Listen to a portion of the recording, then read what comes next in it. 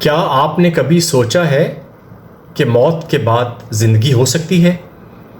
یہ ایک ایسا سوال ہے جس نے صدیوں سے انسانیت کو متجسس کیا ہے۔ لیکن اگر میں آپ کو بتاؤں کہ کچھ تجربات ایسے ہیں جو ہمیں اس بات پر غور کرنے پر مجبور کرتے ہیں کہ شاید کچھ ایسا ہے جو ہم ثابت نہیں کر سکتے۔ اس ویڈیو میں ہم کچھ غیر معمولی کہانیاں دریافت کرنے جا رہے ہیں جو ہمیں زندگی اور موت کے درمیان کی حدود پر سوال اٹھانے پر مجبور کرتی ہیں۔ یہ صرف کہانیاں نہیں ہیں، یہ طاقتور تجربات ہیں جنہوں نے ہمارے یقینوں پر گہرا اثر ڈالا ہے۔ آپ کو ان پر یقین کرنے کی ضرورت نہیں، لیکن یہ شاید آپ کو موت کے بعد کے بارے میں دوبارہ سوچنے پر مجبور کریں۔ میں سعید رسالت ہوں اور آج میں آپ کے ساتھ وہ دلچسپ کہانیاں شیئر کروں گا جو ہمیں سوچنے پر مجبور کرتی ہیں کہ موت کے بعد کیا ہو سکتا ہے۔ پہلا اہم تجزیہ جس نے ہمارے کہانی سنانے والے کے عقیدے کو زندگی کے بعد کی زندگی پر شکل دی، ان کے دادا کے ساتھ ہوا جو اپنی زندگی کے آخری ایام میں تھے۔ زندگی بھر وہ خود کو ایک ملحد مانتے تھے، لیکن ان کا مذہب کے ساتھ ایک پیچیدہ تعلق تھا۔ کہانی سنانے والے نے اکثر انہیں مذہب کے بارے میں بات کرتے سنا، جس سے یہ ظاہر ہوتا ہے کہ شاید ان کے دل میں کسی اعلیٰ طاقت کا عقیدہ موجود تھا۔ دادا کی آخری ایام میں انہوں نے کچھ عجیب و غریب تجربات کیے جو ان کے لیے بھی حیران کن تھے اور کہانی سنانے والے کے لیے بھی۔ موت سے تقریباً ایک ہفتہ قبل انہوں نے ایک خوبصورت الہامی موسیقی سننا شروع کی، ایک سریلا راگ جو انہیں آسمانی لگتا تھا۔ یہ موسیقی انہیں واضح اور محصور کن لگتی تھی کہ انہوں نے کہانیاں سنانے والے سے بار بار پوچھا کہ کیا وہ بھی اس موسیقی کو سن سکتے ہیں۔ انہیں اکیلا یا پریشان محسوس نہ کرانے کے لیے کہانی سنانے والے نے ان کے ساتھ مل کر اس موسیقی کو سننے کا دعویٰ کیا، حالانکہ وہ حقیقت میں اسے سن نہیں سکتے تھے۔ موسیقی کے ساتھ ساتھ دادا نے اپنے بستر کے پاس ایک پراسرار شخصیت کو بھی دیکھا۔ انہوں نے اس شخصیت کو خاموشی سے اپنے پاس انتظار کرتے ہوئے دیکھا اور اس سے خوفزدہ ہو گئے۔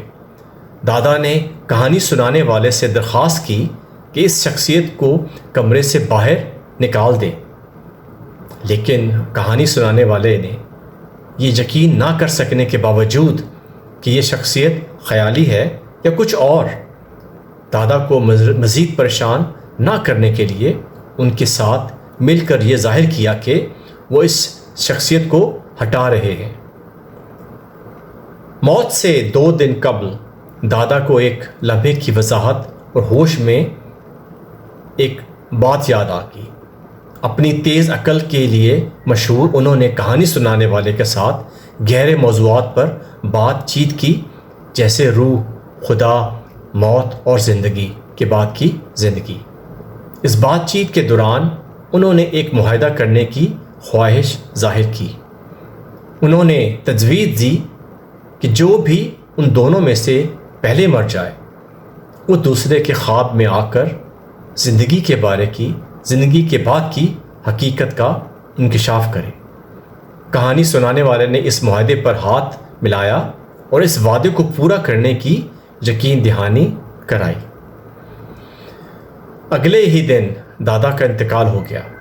کچھ ہفتوں کے بعد کہانی سنانے والے نے ایک خواب دیکھا جو بہت واضح اور سکون بخش تھا۔ اس خواب میں وہ ایک دیہی روڈ پر چل رہے تھے جو پھولوں سے بھری ہوئی تھی۔ روشنی نرم اور گرم تھی جو ایک خوشگوار ماحول پیدا کر رہی تھی۔ انہوں نے ایک چھوٹے سفید گھر کے قریب پہنچ کر دروازہ کھٹکھٹایا ان کی حیرت کی انتہا نہ رہی جب ان کے دادا نے مسرت بھری مسکراہٹ کے ساتھ دروازہ کھولا۔ انہوں نے انہیں اندر آنے کی دعوت دی اور خواب ختم ہونے سے پہلے دادا نے ان سے کہا وہ ایک کافی بنا دیں، ایک جذباتی یاد دہانی کے طور پر کہ دادا کو کافی بہت پسند تھی، جس سے وہ صحت کی وجوہات کی بنا پر محروم تھے۔ یہ خواب کہانی سنانے والے پر گہرا اثر چھوڑ گیا۔ انہوں نے اسے اپنے دادا کے ساتھ کیے گئے وعدے کی تکمیل کے طور پر تعبیر کیا، ایک پیغام کے طور پر کہ موت کے بعد کی زندگی موجود ہے اور ان کے دادا ایک خوبصورت جگہ پر سکون سے ہیں۔ دوسرا اہم تجربہ جس نے کہانی سنانے والے کے عقیدے کو زندگی کے بعد کی زندگی پر مزید مضبوط کیا، ان کی دادی سے متعلق تھا۔ یہ واقعہ نہ صرف ان کے یقین کرنے کو گہرا کر گیا، بلکہ ان کے دادا کے ساتھ ہونے والے پہلے تجربے کا عکس بھی تھا، جو زندگی کے بعد کے بارے میں ان کی سمجھ میں اضافے کا باعث بنا۔ دادا کی موت کے 1 سال بعد دادی کا بھی انتقال ہو گیا۔ اس آنے کے بعد کہانی سنانے والے نے ایک اور خواب دیکھا جو ایک گہرا پیغام لے کر آیا۔ اس خواب میں وہ دوبارہ اسی دیہی سڑک پر تھے، خوبصورت پھولوں سے گھرا ہوا تھا، ایک چھوٹا سا سفید گھر جو خوبصورت پھلوں اور پھولوں کے درمیان واقع تھا۔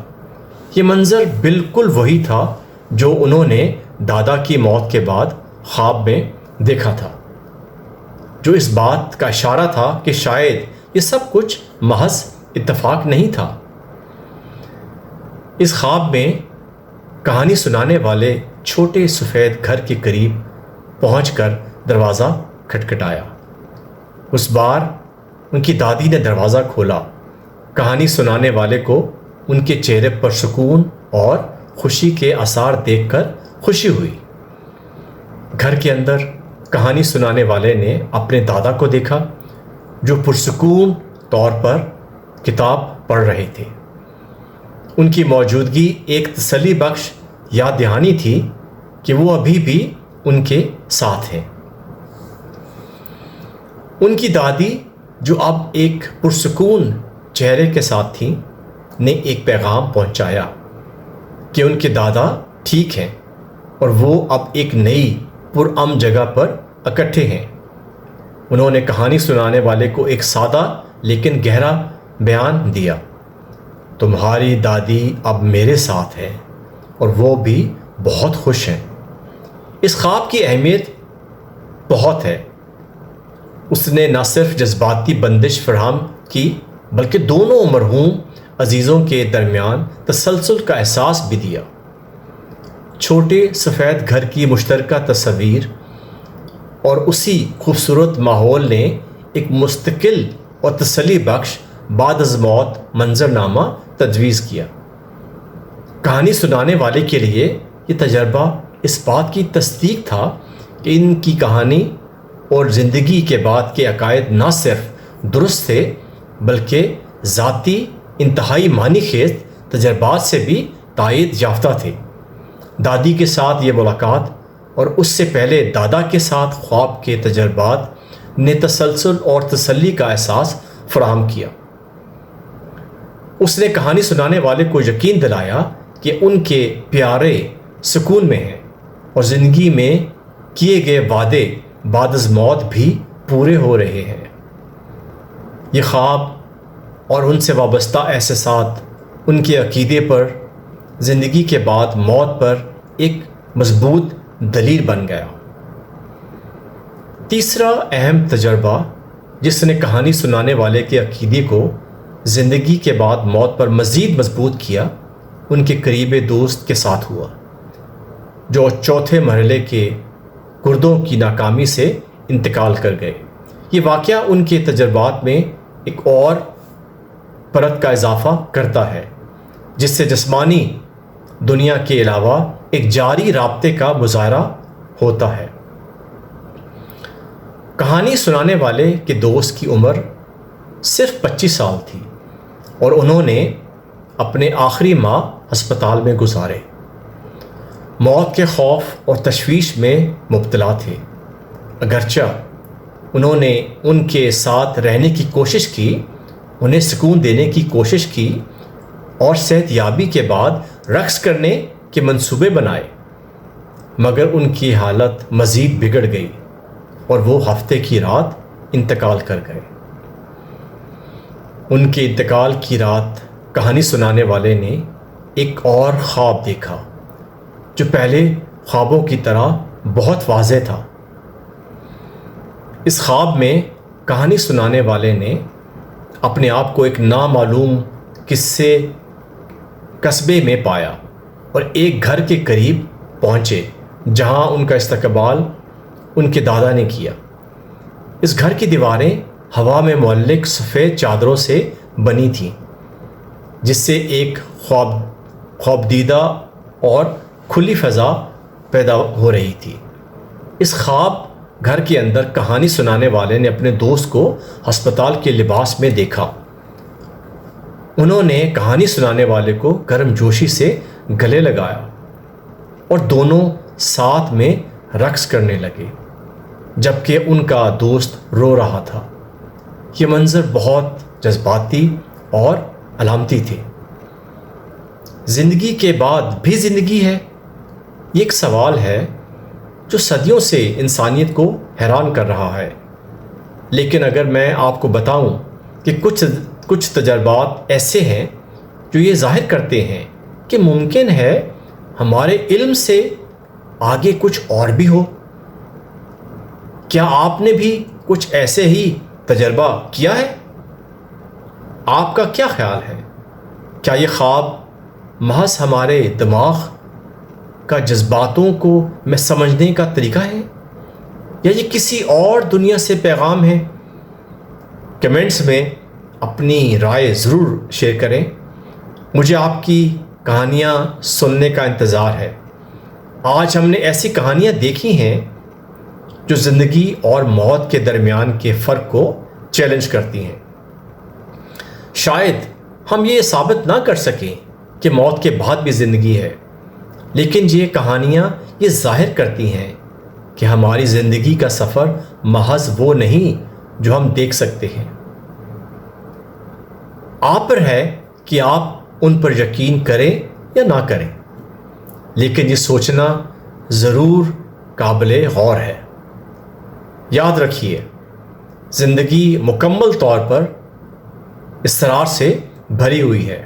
ہمیشہ اپنے دماغ کو کھلا رکھیں، تجسس برقرار رکھیں اور نامعلوم کو جاننے کے لیے تیار رہیں۔ دیکھنے کے لیے بہت شکریہ، اور میں کمنٹس میں آپ کی رائے سننے کا منتظر ہوں۔ اپنا بہت خیال رکھیے گا۔ اللہ حافظ۔